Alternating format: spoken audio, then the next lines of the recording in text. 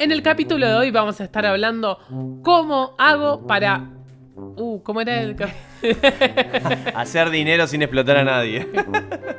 No, se llama así. ¿Cómo hacer dinero sin explotar a nadie?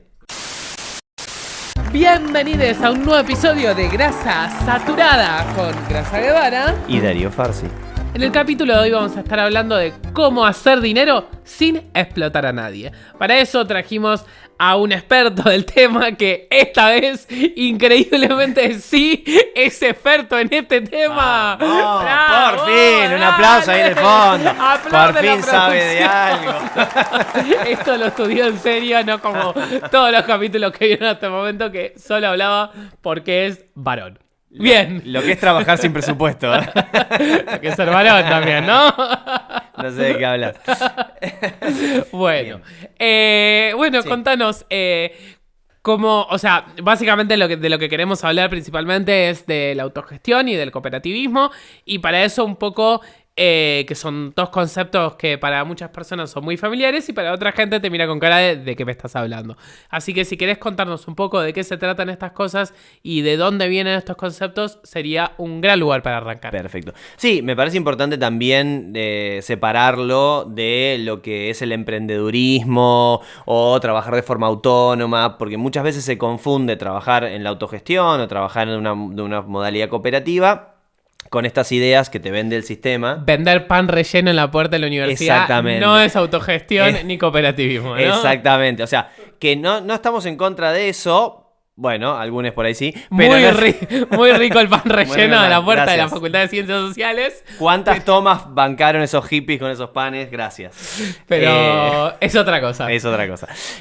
Básicamente la gran diferencia es, obviamente, que es buscar también los recursos de forma autónoma, si se quiere, pero de manera colectiva. Y eso es una de las cosas que caracteriza la autogestión y el cooperativismo, eso lo comparten, es que son estructuras democráticas, son estructuras empresariales que pueden ser productivas en términos industriales clásicos, pero también pueden ser de servicios, en donde la toma de decisiones se da de forma democrática, donde también las personas tienen un voto por su participación y principalmente que las riquezas que generan estas empresas se distribuyen de manera equitativa, de manera igualitaria en algunos casos, pero en todas ellas de manera equitativa. ¿Qué quiere decir esto? Que habitualmente se distribuyen en la cantidad de horas que uno trabaja, se tiene una retribución, un retiro, como se llama, a través de la cooperativa.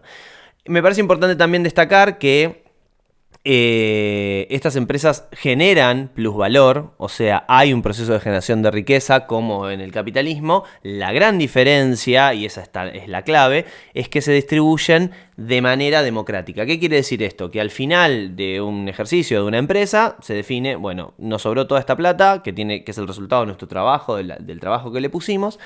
¿Qué hacemos con esto? La reinvertimos, la aplicamos en algún proyecto comunitario, nos la distribuimos porque tenemos que arreglar nuestras casas o, no sé, comprar algo. Una pregunta O lo que ñoña. sea. Sí. ¿Generan plusvalor por la propia dinámica de la empresa o generan plusvalor porque lo que están haciendo es producir mercancías que son intercambiadas en un mercado capitalista? La propia dinámica de una cooperativa o de una empresa autogestiva podría plantearse la dinámica de no generar plusvalor o de no generar explotación del trabajo en términos capitalistas, pero para eso tendríamos que cambiar el sistema. Ahí, como bien vos lo decís, lo que le influye es que tienen que competir en un mercado Capitalista. exactamente, en un mercado capitalista. Eso por ahí lo podemos hablar un poquito más adelante, pero la idea es ese plusvalor lo generás por las condiciones, las relaciones sociales de producción, pero luego vos qué haces de manera interna es la gran diferencia. Y me parece interesante también destacar que las cooperativas y luego la autogestión como modelo fueron surgiendo en los albores, en los inicios del capitalismo, como una forma de resistencia a la destrucción capitalista a principios del siglo XIX, sobre todo en Europa, y todas las condiciones destructivas que tenía eso para las personas comunes. Entonces las primeras cooperativas se organizaban sobre todo para en torno al consumo, en torno a hacer como lo que serían hoy en día supermercados, particularmente comprar harina, porque en esa época lo que se le vendía a los trabajadores era harina cortada con cal, talco y diferentes productos que obviamente eran muy dañinos para la población. Así nacieron las primeras cooperativas como consumo colectivo para tener mejores condiciones. Qué loco, ¿no? Porque hay una de las cooperativas de consumo que más conocidas es la de alimentos sin agrotóxicos. Me parece que una analogía muy loca, ¿no? Como antes era harina sin talco y hoy es tomates sin agrotóxicos. Claro, bueno, es que justamente eso es lo importante como el centro de cualquier experiencia autogestiva cooperativa, es que nacen de las necesidades de las personas frente a un sistema que las explota y que se aprovecha de sus condiciones. Por eso nacieron al inicio del capitalismo y se desarrollaron profundamente en diferentes etapas, a veces en etapa de crisis y a veces en etapa de estabilidad. Y en el caso concreto de la autogestión, me parece importante destacarlo, es un modelo bastante particular de un país que lamentablemente ya no existe, me habrán visto con la camiseta o en algún video, Yugoslavia, que justamente cuando rompe Yugoslavia con la Unión Soviética, desarrollan esta modalidad intentando buscar en los textos socialistas, pero también comunistas y marxistas, formas alternativas de producción a la producción centrada en un Estado. Frente al capitalismo y digamos, al Estado burocrático de la Unión Soviética, Yugoslavia desarrolla la idea de la autogestión. Esta idea de autogestión obviamente estaba centralizada en el Estado, pero un espacio muy democrático, no solo en términos políticos, sino que los trabajadores participaban de la gestión de la empresa junto con gerentes y diferentes estructuras, y fue muy exitosa, para pensar que en los años 60 y 70 Yugoslavia tenía niveles de ingreso y condiciones de vida similares a los de la Europa occidental. Eso los países socialistas, con la excepción de China, que bueno, ya hablamos en otros capítulos, no lo han podido conseguir. Y si fue tan exitosa, ¿por qué se murió? Bueno, le habrán escuchado algo, una organización llamada la OTAN, bueno, empezó a tirar un par de bombas por ahí, eso es para otro capítulo, pero en ese sentido tuvo bastante éxito, y luego esas experiencias se fueron desarrollando, se fueron traduciendo, y uno de las corrientes, el Mayo francés, en los años 60, finales de los años 60 en Europa, tomó el concepto, lo tradujo, y así de esa forma llega al occidente, si se quiere, traducido por esos estudiantes y esos trabajadores. Justamente también eso luego influyó en Chile, por ejemplo, los cordones industriales, en Argentina en el 2001, durante la crisis, diferentes. En Cuba, en la Revolución Cubana, también se armaron muchas cooperativas, sobre todo vinculadas al agro. No, en la producción de Cuba no se basó en la autogestión como forma productiva, pero sí hubo muchas cooperativas del agro que se basaron en la experiencia de Yugoslavia de Tito. Sí, es que lo que pasa es que durante muchas experiencias revolucionarias la idea de la autogestión, a pesar de que no la llamaban así, estaba presente. Por ejemplo, en la Revolución Rusa había consejos de fábricas que administraban la producción junto con los soviets. Luego, en la Guerra Civil Española, tanto los grupos anarquistas como trotskistas desarrollaban experiencias de administración y autogestión directa en las partes productivas y en las partes industriales y en las partes agrícolas. Lo que quiero decir con esto es que la autogestión es parte de la reacción y la resistencia al capitalismo, y que surge como formas alternativas porque esto de que el capitalismo no da resultados para el bienestar de la población es algo que lo sabe el mundo desde el origen del capitalismo. Bien, entonces vos lo que estás diciendo es que la autogestión también no solamente puede ser una herramienta para el mañana, para el día que hagamos una revolución, sino que puede ser una herramienta muy concreta para poder afrontar la precariedad que estamos viviendo. Totalmente, y eso me parece que es una de las claves. Como yo decía, se manejan de forma democrática, se manejan de forma redistributiva, pero también lo que tiene de interesante es que, como por su definición, las empresas cooperativas o autogestivas son intensivas en trabajo, no en capital, porque si fueran intensivas en capital seríamos capitalistas, somos trabajadores, es por eso que son intensivas en trabajo. Y eso le da una característica sumamente importante que tiene que ver con que pueden ser desarrolladas en cualquier cualquier entorno, en cualquier contexto. Por ejemplo, hoy en día en la industria del software y en el desarrollo de software, no solo en la venta de servicios, sino en el desarrollo de nuevas tecnologías, hay muchísimas cooperativas. Argentina, por ejemplo, es un país muy reconocido por la cantidad de cooperativas que tiene en ese sector, pero también existen en Alemania, en Estados Unidos, en Inglaterra, están muy presentes. Y eso implica que en esta forma productiva es muy útil para avisorar también formas prefigurativas de trabajar y de comportarnos, ¿no? Me parece que hubo un debate en este sector durante mucho tiempo si eran islas de socialismo. Yo creo que no, porque están en un mercado capitalista y, como decimos antes, tienen que crear plusvalor y competir por la venta de mercancías. Por el otro lado hay otro sector que plantea, bueno, no, son solo parches y no es nada diferente a la producción capitalista. Tampoco lo creo así. Yo creo que efectivamente son formas que empiezan a prefigurar un poco la sociedad que queremos. Y otra clave muy importante es que nos permiten descubrir cómo podríamos gestionar una sociedad sin la necesidad de capitalistas. Y esto me parece que es importante, porque durante siglos, y hasta la actualidad es así, gran parte del poder de los capitalistas es evitar que uno tenga el acceso a la información. Bueno, todo lo que plantean mucha de la gente que está en el área de la tecnología, del software, es sobre los códigos abiertos y los códigos cerrados. No es casualidad que los códigos cerrados son los que mejor se venden en el sistema y los que como mercancías tienen más valor. Sí, claro. A mí algo que me resulta muy llamativo de la autogestión y que me parece muy particular es que también abren la posibilidad de solucionar los problemas de manera colectiva.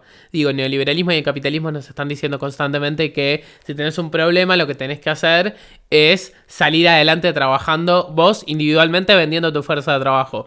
Si tomamos eso que nos dice el capitalismo, que de la precariedad se puede salir adelante trabajando, decís, bueno, individualmente no, pero si juntamos un colectivo de gente que tienen distintas capacidades y armamos una estructura propia, podemos juntar las precariedades de las distintas personas y también podemos juntar las habilidades de las distintas personas y armar un modelo productivo en base a las necesidades y las capacidades que tienen las personas que conforman esa cooperativa. Y también otra cosa que muchas veces parece como decís, eso me resulta muy lejano, pero en realidad muchas veces lo que necesitas es poder tener el tiempo para poder invertir la fuerza de trabajo para ponerla a andar. Sí. Es que me parece que ahí es clave también pensar que en los modelos autogestivos o cooperativos lo que sucede es que no hay una especialización del trabajo como sucede en otros espacios. Vos vas a cualquier ámbito laboral y te dicen, bueno, tus tareas son estas y vos trabajás para esto. En cambio, en un modelo autogestivo, cooperativo, la verdad que uno se vuelve medio multitasking, incluso aunque sean empresas grandes, se vuelve multitasking porque hay momentos donde uno tiene que, por ejemplo, participar de las tomas de decisiones democráticas. Entonces tenés que saber de cómo se hacen los libros de la empresa, de cómo se declaran impuestos, de cómo son los flujos de capital, no solo de cómo se produce la bicicleta que estás produciendo. Por ejemplo, en el País Vasco hay un grupo cooperativo muy grande llamado Mondragón, que entre otras cosas fabrican también bicicletas, por eso lo ponía de ejemplo, o también buses, partes de aviones, no importa. Y me parece que ahí la pregunta que está por detrás, o lo más importante, es ¿quién se queda con el excedente? ¿Quién se queda con la riqueza? Porque muchas de las empresas nuevas, el típico modelo Silicon Valley, era, bueno, acá no explotamos a nadie, vos manejás tus horarios laborales, jugamos al ping-pong en la oficina, pero lo que cambia, lo que modifica una empresa, a diferencia de una empresa autogestiva, es quien se queda con el excedente y si a vos básicamente te permiten participar de las ganancias o no. Claro, me decís, bueno, en algunas empresas a veces, sí, pero no más que el 1 o el 2% del paquete accionario. Vos no tomás la decisión sobre toda la empresa. Ahí está la diferencia. Y creo que eso es también importante para... Ni tomás ninguna decisión de cómo impacta la productividad de la empresa sobre el medio ambiente. No, ninguna cosa en el medio ambiente, o terceros países, o tu vecino que tenés al lado. Eso también es algo muy importante de las empresas autogestivas, que eso lo marca la historia. Habitualmente las empresas autogestivas tienen muchísimo más cuidado con lo que se llama externalidades de la producción para la comunidad y también para terceros. En el caso de Argentina, por ejemplo, muchas empresas cooperativas autogestivas han desarrollado experiencias de agricultura, de vivienda, de diferentes formatos de culturales en los barrios donde se ubican, porque son los mismos trabajadores que viven en esos barrios que después van a gestionar la empresa. Sí, a mí otra cosa que me resulta llamativo es cómo la gente gente también siente tan lejano poner una cooperativa o tener este modelo de trabajo. Lo pensaba mucho cuando la última vez que viajé a Cuba, que concretamente y económicamente vos tenés muchas excepciones impositivas si pones una cooperativa que si pones una empresa. Sin embargo, la gran mayoría de las personas deciden poner empresas privadas y no cooperativas. ¿Por qué? Porque no saben cómo se arma una cooperativa, porque no está en el imaginario social la construcción de una cooperativa, y tampoco está en el imaginario social que 5 personas precarias se pueden juntar y decir, ¿por qué no hacemos una cooperativa de turismo? Y hacemos tours y nos vamos intercambiando los distintos turnos de tours y así ponemos una cooperativa, si esto es lo que sabemos hacer, sabemos de historia y de cultura. Pongámoslo a disposición de generar un modelo productivo. Esto a mucha gente le resulta como un como... No, cuesta mucho poder aterrizar la autogestión y la de cooperativismo como herramienta concreta. Es que lo que pasa es que eso es algo que está muy, muy embebido y está muy dentro de la identidad de seres neoliberales que somos todos los que vivimos o que nacimos a partir de la década de los 70. Está muy fuerte en nuestra cabeza esta idea, o te salvás solo o desapareces. Entonces, o te pones una empresa y explotas a alguien. Exactamente, claro, o te salvás solo y explotás a otros, o te dedicas a la criptoestafa, y sos presidente de Argentina, o no sé, sos explotado. Y esa dinámica de sos cagador o cagado, que es típica de la meritocracia, es la que nos genera la miopía de horizontes políticos. Y por eso es que es tan... Qué poética que te pusiste. La miopía de horizontes políticos. Es que me parece que ahí es la clave también de la autogestión. Y la autogestión no implica solo repartir la pobreza, implica repartir la riqueza. Me parece que por eso es tan importante poner estos ejemplos de industrias de punta, como por ejemplo el desarrollo de software o desarrollo de medidas tecnológicas para administrar, no sé, archivos, el Estado, para mejorar al Estado. Porque si no, muchas veces se asocia esto con, bueno, es solo de pobres, que era un poco el discurso que estaba muy presente durante los años progresistas en Latinoamérica, a la primera década de los 2000. Que esta idea de las cooperativas para los pobres está bien, pero en realidad donde apuntamos es a volver a recuperar ese trabajador hombre con overol de fábrica, ese es el verdadero trabajador. Y me parece que ahí tenemos que empezar a pensar, justamente, sacarnos estas anteojeras y empezar a pensarnos de forma un poco más colectiva. Y una cosa que me parece también importante destacar de esto es que obviamente ese proceso de reconstruir cómo nosotros pensamos el trabajo y la producción también es un proceso que lleva tiempo. Entonces cuando dicen, bueno, pero las cooperativas muchas fracasan. Sí, si uno viera la cantidad de empresas pyme o empresas pequeñas que fracasan, son muchísimas más. Entonces ahí hay una cosa que tenemos que traer a la mesa. ¿Sí? Cuesta, pero la verdad que cuando uno empieza a pensar a las personas con las que trabaja como potenciales o como potencialidad a la hora de producir y no como competidores, cambia muchísimo la forma en que percibimos el mundo.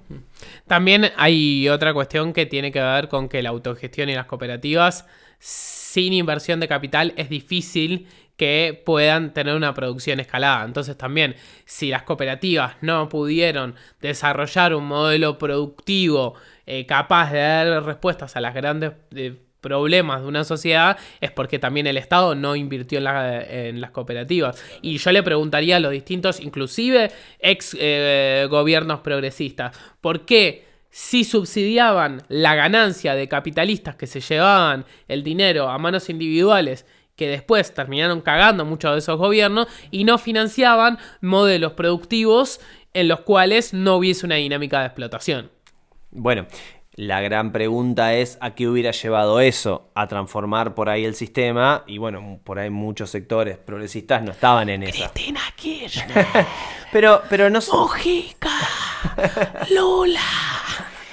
Pero creo que también es el tema de... Yo creo que la autogestión funciona cuando está de la mano o va de la mano de un modelo estatal diferente. O sea, creo que volviendo al caso yugoslavo, cuando uno tiene un sistema democrático en lo político y democrático en lo económico, las poblaciones tienen muchos mejores niveles de vida. Y mejores niveles de vida no solo implican tener más plata en el bolsillo, sino también tener un mejor sistema educativo, un mejor sistema de salud, mejores infraestructuras y también sentir que vos sos hacedor de esa sociedad. Y me parece que ahí estaba la clave de por qué los gobiernos progresistas no profundizaron esto. Porque bueno, claro, cuando uno tiene herramientas económicas, políticas, sociales, en donde se profundiza la democracia, bueno, no es tan fácil administrar las cosas, como se dice, con el poder de la lapicera. Entonces yo creo que ahí tiene mucho que ver con no querer cambiar el sistema y tener acuerdos con sectores del capitalismo, y por el otro lado no perder el control sobre ciertos procesos políticos sociales. Pero, y para mí una cosa que también es importante, y volviendo a este tema del Estado, es autogestión sin proyecto político termina siendo una forma similar al emprendedurismo. Para mí siempre la autogestión y el cooperativismo tienen que ir de la mano de proyectos políticos que se planteen el poder y que se planteen la transformación de las estructuras económicas y sociales. Absolutamente.